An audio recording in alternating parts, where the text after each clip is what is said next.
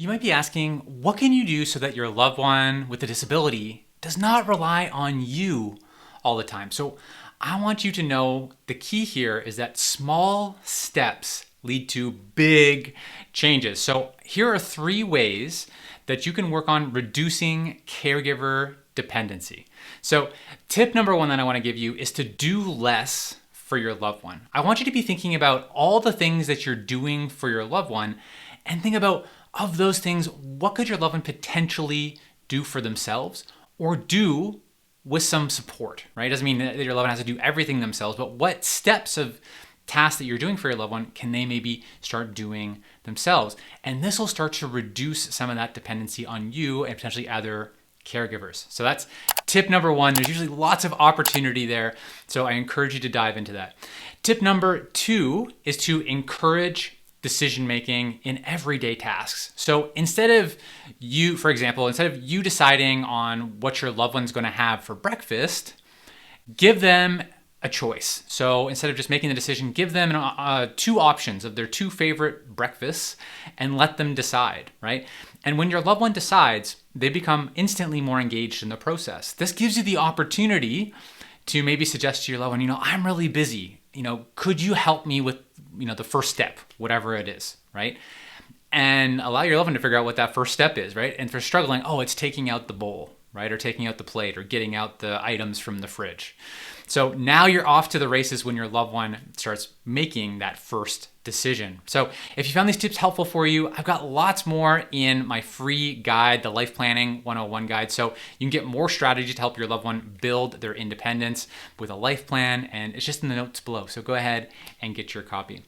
All right, tip number 3 is to allow your loved one to feel and understand consequences of their decisions. So let's carry through this example around breakfast.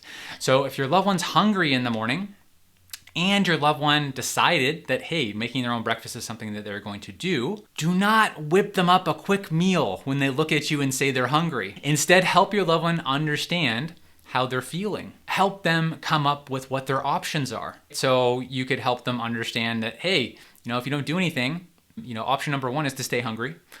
Option number 2 is to make a simple breakfast that they know. Option number 3 is to ask for help to make the breakfast that they want.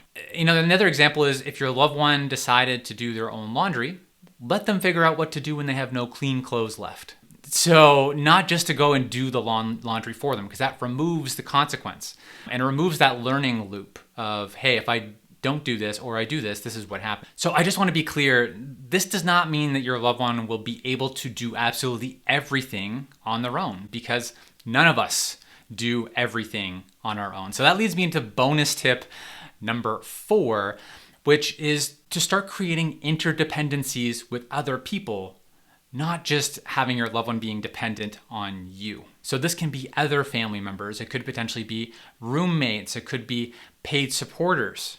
The key that I want you to remember in all of these tips here, however, is that your loved one can grow, no matter their disability. Even people with significant disabilities can take more of an active role in doing things in their own life and grow their capability. That might mean they need to get some support to be able to do those things. So we don't just have to do things for our loved one, but to do things with our loved one. So if you take anything away from this video, I encourage you to take that and try it on. So there you go. 4 tips to start decreasing your loved one's dependency on you. So just to recap here, tip number 1 was to do less for your loved one. Look for opportunities where they can start to do more.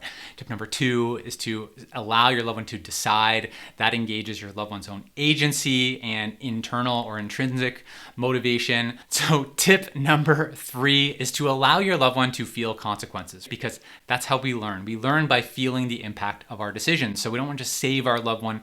We want to allow them to feel the consequences of their decisions and learn and grow from that. And tip number 4 is everything doesn't have to rely on you. As humans, we all need other people to support us in our lives. So I encourage you to start looking at how can you create more interdependencies in your loved one, so your loved one's not just dependent on you, but is interconnected and interdependent with other People.